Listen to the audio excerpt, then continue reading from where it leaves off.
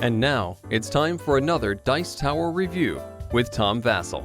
Hey everybody, I'm Tom Vasel, and today we're taking a look at Brian Boru, High King of Ireland. This is a game from Peter Sylvester, who's best known for The King is Dead.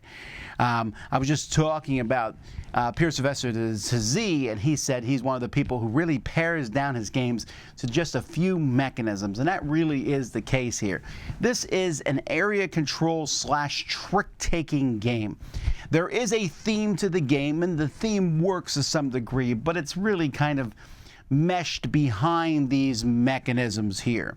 So this is a trick-taking game with just a 25-card deck where the numbers on the cards and the various things in the cards have to be played at the right time. There's drafting too, and there's a little bit more rules than normal for a Peter Sylvester game. So let's jump into the rule set for this game, and then we'll come back to my thoughts. In this game, players are trying to get the most points. You start with 10 points, although at various points you have to pay money, and if you ever can't pay money, you lose two points. But at the end of the game, you have these towns that you're going to be placing at different spots on the board. The number of different regions, if you have one in all 8 regions, you can get 10 points. But also controlling a region. If you ever meet the threshold, if there's ever, for example, 5 cities in this Munster area, doesn't matter what player has them, whoever has the most is going to get this token, which is worth 7 points at the end of the game. If nobody does, then just whoever the players that have the most or are tied for the most will get half that many points at the end of the game. There's also a few other points that you'll be getting throughout the game, but the game revolves around trick-taking. There is a deck of cards, and you'll notice that they are various numbers. Every card in this deck is different. The highest card is a 25, lowest is a 1. There are 3 suits, although there are some cards that are no suit at all. At the beginning of each round, you're going to turn over one of these randomly marriage cards. So someone is trying to do some sort of political marriage, and you'll turn over a Viking attack card. This shows how many Viking tokens go in the Viking box. In this case, it is 12. You're then going to deal these cards out based on the number of players, and you're going to draft. Each player is going to pick 2 cards, put them face down, and pass them until you have a hand of cards ready to start the game. The player with the active town marker is going to place that on any town on the board. They can pick any town. That's basically the town that players are fighting over. The only rule is the active player has to have a color of that card in their hand, or one of these wild royal cards, which counts as any color. After that happens, the active player will play a card from their hand, and each other player will play a card. Now, people can play any card that they want. So in this case, we see the 10, the 6, the 23, and the 24 have been played. Since the town color is yellow, the highest card of that color wins. So they're the one who is going to win. Everyone else is going to, and they're going to take this active turn marker at the end of the round. Everybody else is then going to resolve their cards from lowest to highest. If you won the trick, you're going to do the top of your card. If you did not win the trick, you'll pick one of the actions at the bottom of your cards. Now, these actions are going to be various things here, and I'm going to mention what they are. Some of them give you money. Some of them cause you to pay money. The person who wins the trick is always going to put a token of their color in that and take the active spot here. Although, depending what card you won the trick with, that can cost you money. Hopefully you have it. And again, if you don't, you have to pay 2 points for each money you don't have. On the bottom, you can move up the marriage track. You'll take your disc and move up this track. You can always pay 2 gold to move more. And that might be important because if you ever land on someone else, you're going to move down automatically. So if yellow, for example, moves up 1 on the marriage track, they better pay 2 gold to move up another one, or they're going to drop down below. There can only be 1 person on each spot. If you play cards with the axe symbol on that, you're going to take Viking tokens here. You're fighting against the Vikings. And you also have a chance, if you play cards with the cross, to put tokens up here in the box where the church is involved. So players are going to be taking these different actions. One of the actions you can take is, if you don't win, you can pay 5 coins to put out a town connected. You see these little roads out there. To put out a town that's connected to one of your towns. So if blue got it, blue could pay 5 to put 1 there. Once everyone's taken their actions, the person with the active token is going to put it on another city. And you're going to keep going till the round is over. When players are down to 1 action card in their hand, they all discard it. You don't play the final card. And we go to the end of the round. So first we're going to see who won the marriage card that's there. So in this case, whoever wins the marriage card is going to get 4 victory points. It's purple. Purple wins that and goes to the bottom. Everybody else stays there and gets the benefit of whatever's next to them, which might be anything from a free city to an extra coin or 2. And then you're going to have a different person to marry each turn. Like, for example, this person gives 2 points and a free city in that region. The final person is always the Princess of Denmark. There are different ways to handle her. You can spurn her for 4 points. You can establish trade, which gives you control of Viking symbols on the board. But also, when she's done, that signals the end of the game. Then we check the Vikings. If all the Viking raider symbols are gone, we've repulsed the raiders. Huzzah! If not, if there's some tokens left here, then whoever has the fewest tokens has one of their cities taken over. The person with the most can determine, and they're just going to essentially put a token on one of your cities, taking that city out of contention for yourself.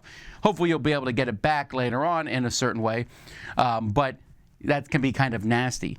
Then whoever has the most Viking tokens has to turn them all in, but they get a renown token. Everyone starts with a renown token, and the person who gets one then also scores a point for each one they have. So if you win the battle on turn 1 and you have 2 renown tokens, you'll immediately score 2 points, and that can go up as time goes by. Then the players who have the most Viking tokens after that get 1 point, and everyone discards one of their Viking tokens. And then you'll put a new card out for the next round. Then we get over here to the church. We're going to see how many tokens are in the church. And so whoever has the most there gets to put a monastery around one of the towns that they control. Putting a monastery around a town basically doubles that town for purposes of area control. And then you're going to basically, they're going to retrieve all your discs. It's kind of the same thing on each one. Whoever wins pulls everything off. And then each person who still has one there gets a point and then pulls a disc off. And you can spend 4 discs there to get a monastery on any town that you have, that you can control. So even if you don't have the most, if you have at least 4 there, you can put out a monastery. At this point, we claim regions. And this is not really a thing that matters so much. It's going to matter more for the end of the game. But I mentioned before that you have these tiles here, and the tile matches the region. And if there's at least that many cities, whoever has the most cities will take this tile to show that's how many points they're going to get at the end of the game. That's basically 1 round. You will then wipe everything, put out new cards, start over again. At the end of the game, after the Princess of Denmark has been dealt with, whoever has most coins gets a point. Whoever has the active town marker gets a point. Each of these tokens in front of you gives points. You get points for having different spots in different regions, added to the points you got throughout the game, and whoever has the most points is the winner. The cards are the big thing here. Tarot-sized cards, nice linen finish. I like the artwork, and I have to say the symbols are not complicated at all. You really will remember these symbols. In fact, the board itself, I'm not sure I love discs on the board, and I also really don't like, I don't know why they decided to use yellow as a player color when yellow is also a color of a city on the boards. At least the blues is a different shade of the blue. So unless I'm playing a 5-player game of this, I don't think I would allow yellow because it's just confusing. But I think the artwork is fine. The card quality is fine. Each player has a nice little round structure here, which tells you what it does. The back of the book tells you what the symbols mean. Again, I don't feel like that's a problem. What you're going to run into a problem is resolving each of these things. It tells you how to resolve them underneath them, but it's not particularly intuitive. It kind of makes sense, but yeah, it's not a particularly amazing looking game, I think, when you look at it, but it is functional for the most part. Now, I'm a huge fan of trick-taking games, and I especially am enamored with this kind of trick-taking game. The Bottle Imp is a trick-taking game that I've always enjoyed that has a very similar thing, where there's just one set of numbers, and the numbers are various colors. Now, there's some good and bad things about this. First of all, it's helpful to know the numbers, and in fact I really wish they'd included a reference card here that said the 25 is blue, the 24 is red, the 23 is yellow, and the 22 is a royal one. I'm not even sure if that's true exactly, but I'm pretty sure it's true. Playing it's going to help you memorize that, but that's kind of critical information to know what the highest possible cards are. Because in any trick-taking game, you want to try to kind of gauge where the cards are at. And I think everything else aside, the trick-taking part of this is pretty strong.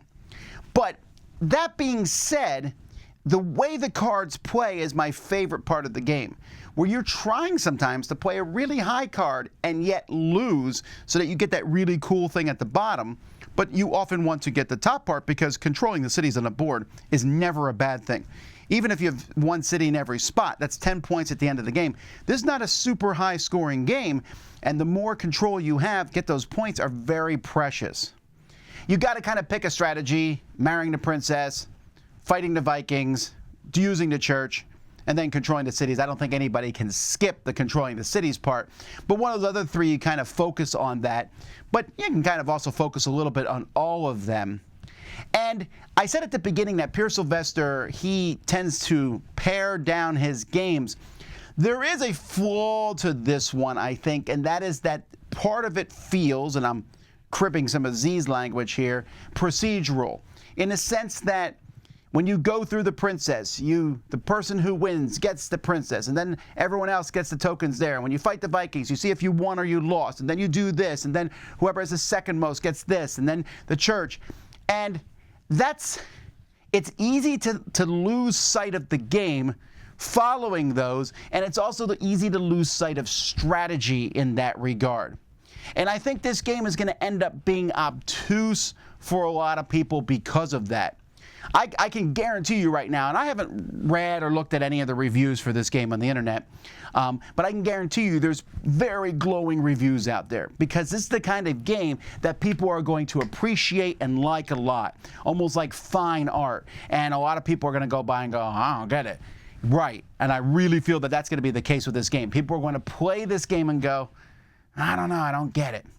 And for me, personally, this is a real fine razor's edge of where I'm standing on my thoughts on this game. I like it. And I don't normally talk about ratings for games number-wise, but in this case, I'm giving it a 7 out of 10. But it's about the lowest 7 I can give it. And again, not because I think that it's a bad game. I think it's actually a really cool game. I'm going to have trouble getting this one to the table. I personally enjoy the trick-taking aspect. I enjoy trying to play a card for the high or low number to get those things on it. I think that that's a neat concept.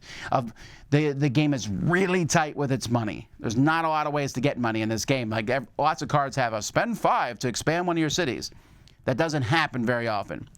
But trying to juggle the 7 different things that are going on, because here's what you need to do each turn. I need to draft the best cards to then win the tricks or lose the tricks. And I'm winning and losing these tricks to make sure I have enough stuff fighting the Vikings, to get enough renown to make fighting the Vikings worth it, by also maybe winning the princess and also doubling the monasteries here to control this, to put a token here on this city, because that city connects to these cities, which are the ones I really want. And I need to save this money to do that.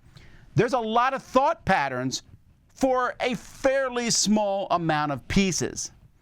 And I think, again, some people are going to be in love with that. I am enjoying it. But that's because when I play this game, I kind of focus on the parts that I really enjoy, which, again, is I like drafting.